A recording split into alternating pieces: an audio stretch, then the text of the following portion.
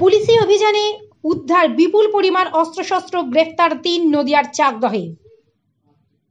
এবার পুলিশি অভিযানে বিপুল সাফল্য, উদ্ধার বিপুল অস্ত্রশস্ত্র সহ গ্রেফতার ৩, নদিয়ার চাকদহে। জানা যায়, গোপন সূত্রে খবর পেয়ে একটি গুদামে অভিযান চালায় পুলিশ। এরপর গুদাম থেকে উদ্ধার হয় আগ্নেয়াস্ত্র, ধারালো অস্ত্র সহ কার্তুজ।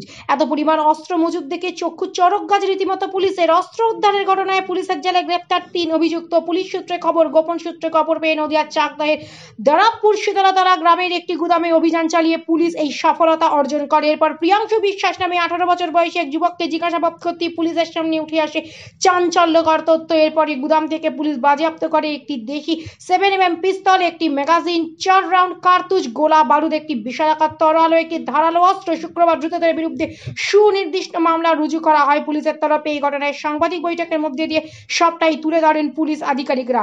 সম্প্রতি এর আগেও নদিয়ার রানাঘাট পুলিশ জেলার বিভিন্ন এলাকা থেকে অস্ত্রশস্ত্র উদ্ধার করেছে পুলিশ। আবারও একবার বড় সাফল্য পুলিশি অভিযানে।